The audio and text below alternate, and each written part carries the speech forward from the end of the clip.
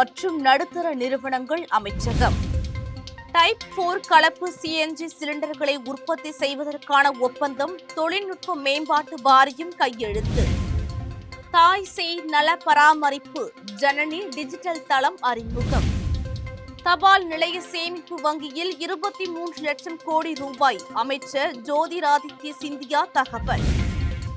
தமிழக அரசியலில் குழப்பம் ஏற்படுத்த மோடி அமித்ஷா முயற்சி என திருமாவளவன் குற்றம் சாட்டியுள்ளார்.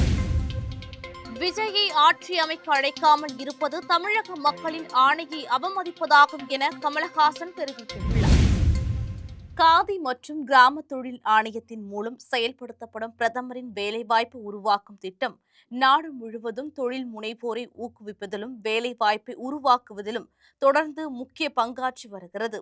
சிறு குறு மற்றும் நடுத்தர நிறுவனங்கள் அமைச்சகம் ஒரு அறிக்கையில் 2021-22 முதல் 2025-2026 வரையிலான 15வது நிதி ஆணையத்தின் ஆட்சி காலத்தில் இத்திட்டம் வலுவான செயல்திறனை வெளிப்படுத்தி இந்தியாவின் குறுந்தொழில் சுழல் அமைப்பை வலுப்படுத்தியுள்ளது என்று கூறியுள்ளது. சுமார் 13,554 கோடி ரூபாய் என அங்கீகரிக்கப்பட்ட நிதி ஒதுக்கீட்டிற்கு எதிராக இத்திட்டம் நிதியை முழுமையாக பயன்படுத்தியுள்ளது என்று அமைச்சகம் கூறியது. இது 4,200,000 நிறுவனங்கள் என்ற இலக்கை தாண்டி 4,03,000க்கும் மேற்பட்ட குறுந்தொழில்களை நிறுவ வழிவகுத்தது. பெண்கள் மற்றும் சமூக ரீதியாக பின்தங்கிய சமூகங்களுக்கு இலக்கு வைக்கப்பட்ட ஆதரவை வழங்குவதன் மூலம் அனைவரையும் உள்ளடக்கிய வளர்ச்சியை PMEGP தொடர்ந்து ஊக்குவித்து வருகிறது என்று அமைச்சகம் கூறியது. உள்நாட்டில் உருவாக்கப்பட்ட டைப் 4 கலப்பு சிஎன்ஜி சிலிண்டர்களின் உற்பத்தி மற்றும் வணிகமயமாக்குதலுக்காக ஒரு உயர்தர உற்பத்தி ஆலையை நிறுவுவதற்காக தொழில்நுட்ப மேம்பாட்டு வாரியம் ஒரு தனியார் நிறுவனத்துடன் ஒப்பந்தம் செய்துள்ளது. இந்த ஆலையில் அதிநவீன பிளாமெண்ட், விண்டிங் ப்ளோவ் மவுண்ட்லிங் மற்றும் உயர் அழுத்த சோதனை தொழில்நுட்பங்கள் பயன்படுத்தப்படும். ஆத்ம நிர்பர் பாரத் திட்டத்தின் கீழ் தூய்மையான எரிசக்தி போக்குவரத்தை ஊக்குவித்தல், கார்பன் வெளியேற்றத்தை குறைத்தல் மற்றும் உள்நாட்டு உற்பத்தியை வலுப்படுத்துதல் ஆகிய அரசின் தொலைநோக்கு பார்வையுடன் இந்த நடவடிக்கை ஒத்துப்போகிறது. தூய்மையான போக்குவரத்து மற்றும் வளர்ந்து வரும் எரிசக்தி பயன்பாடுகளுக்காக மேம்பட்ட எரிவாயு சேமிப்பு அமைப்புகளில் இந்தியாவின் உள்நாட்டு திறன்களை இந்த முயற்சி வலுப்படுத்தும் என்று எதிர்பார்க்கப்படுவதாக அறிவியல் மற்றும் தொழில்நுட்ப அமைச்சகம் தெரிவித்துள்ளது. டைப் 4 கலப்பு சிலிண்டர்கள் வழக்கமான எஃகு சிலிண்டர்களுக்கு ஒரு அடுத்த தலைமுறை மாற்றாக விளங்குகின்றன. மேலும் இவை 75% வரை எடையை குறைத்து வாகன செயல்திறனை மேம்படுத்துவதோடு கார்பன் வெளியேற்றத்தையும் கணிசமாக குறைக்கின்றன. தாய்சேய் நல பராமரிப்புக்காக ஜனனி டிஜிட்டல் தளத்தை சுகாதாரத்துறை அமைச்சகம் அறிமுகப்படுத்தியது. நாட்டில் தாய் மற்றும் குழந்தை நல பராமரிப்பு சேவைகளை வலுப்படுத்தும் ஒரு முக்கிய நடவடிக்கையாக சுகாதாரம் மற்றும் குடும்ப நல அமைச்சகம் ஜனனி என்ற திட்டத்தை அறிமுகப்படுத்தியுள்ளது.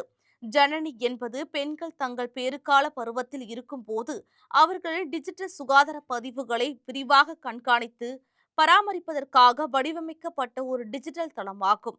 இதுவரை 1,34,00,000 பயனாளிகள் இந்த தளத்தில் பதிவு செய்துள்ளதாக அமைச்சகம் தெரிவித்துள்ளது. மகப்பேறு முந்தைய பராமரிப்பு, பிரசவம், பிரசவத்திற்கு பிந்தைய பராமரிப்பு, பச்சிளங்குழந்தை பராமரிப்பு, வீட்டிலேயே வழங்கப்படும் பச்சிளங்குழந்தை மற்றும் சிறு குழந்தை பராமரிப்பு மற்றும் குடும்ப கட்டுப்பாடு ஆகியவற்றை உள்ளடக்கிய தாய்சேய் நல பராமரிப்பு சேவைகளை தடையின்றி கண்காணிப்பதை உறுதி செய்வதே இதன் முக்கிய நோக்கமாகும். தகவல் தொடர்புத்துறை அமைச்சர் ஜோதிராதித்ய சிந்தியா இன்று நேரு பிளேக் தபால் நிலையத்தின் புதுப்பிக்கப்பட்ட கட்டடத்தை திறந்து வைத்தார். தபால் உள்கட்டமைப்பை நவீனமயமாக்குவதற்கான தபால் துறையின் தற்போதைய முயற்சிகளுக்கு இணங்க இந்த மேம்படுத்துதலில் சமகால கட்டடக்கலை அம்சங்கள், மேம்படுத்தப்பட்ட வாடிக்கையாளர் தொடர்புகள் மற்றும் செயல்பாட்டு வடிவமைப்பு ஆகியவை இடம்பெற்றுள்ளன. இந்நிகழ்ச்சியில் பேசிய அமைச்சர் சிந்தியா, இந்திய தபால் துறையால் ஆண்டுதோறும் சுமார் 7.5 கோடி பார்சல்களும் 90 கோடி தபால்களும் விநியோகிக்கப்படுவதாக கூறினார். தபால் நிலைய கடவுச்சீட்டு சேவை மையங்கள் தொடங்கப்பட்டதில் இருந்து இதுவரை 2,12,00,000 கடவுச்சீட்டுகள் வழங்கப்பட்டுள்ளன என்று அவர் தெரிவித்தார். கடந்த 4 ஆண்டுகளில் இந்திய தபால் வங்கி 13 கோடி சந்தாதாரர்களை பெற்றுள்ளது என்பதையும் அமைச்சர் சுட்டிக்காட்டினார். தபால் நிலைய சேமிப்பு வங்கியில் 23 லட்சம் கோடி ரூபாய் வைப்புத் தொகை உள்ளது என்பதையும் அவர் மேலும் குறிப்பிட்டார். செய்தியாளர்களை இன்று சந்தித்த விசிக தலைவர் திருமாவளவன், விஜய் ஆட்சி அமைக்க ஆதரவு கோரிய நிலையில் ஆளுநர் இன்னும் இது குறித்து எந்த முடிவையும் எடுக்காமல் குழப்பம் உருவாவதற்கு இடம் கொடுத்திருக்கிறார். இது ஏற்புடையதாக இல்லை. பாஜக, அதாவது மோடி, அமித்ஷா, தமிழக அரசியலுக்குள் தலையீடு செய்து குழப்பத்தை ஏற்படுத்த முயல்கிறார்கள். தனி பெரும் கட்சியாக தாவிக மக்களால் தேர்வு செய்யப்பட்டுள்ளது.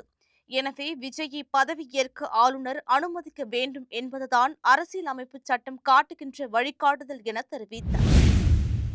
மக்கள் நீதி மய்ய கட்சியின் தலைவர் கமலஹாசன் தனது எக்ஸ் பக்கத்தில் செய்துள்ள பதிவில், விஜய் தலைமையிலான தமிழக வெற்றிக் கழகம் 108 இடங்களில் வென்றுள்ளது. அவரை ஆட்சி அமைக்க அழைக்காமல் இருப்பது தமிழ்நாட்டு மக்களின் ஆணையை அவமதிப்பதாகும். 233 தேர்ந்தெடுக்கப்பட்ட உறுப்பினர்கள் இன்னும் பதவியேற்க முடியாமல் இருக்கிறார்கள். இது மாநிலத்திற்கு நேரும் அவமானம். மக்களாட்சிக்கு ஏற்படும் சேதம் பெரும்பான்மையை சட்டமன்றத்தில்தான் நிரூபிக்க வேண்டும், ராஜ்பவனில் அல்ல என ஆர்.எஸ். பொம்மை வழக்கில் உச்சநீதிமன்றம் தெளிவாக சொல்லியிருக்கிறது. நான் பேசிக் கொண்டிருப்பது கட்சி அரசியல் அல்ல, ஒரு இந்திய குடிமகனின் கொள்கை குரல் இது. தமிழ்நாட்டு மக்களின் தீர்ப்புக்கு மரியாதை கிடைத்தே ஆக வேண்டும் என்றும் பதிவிட்டுள்ளார்.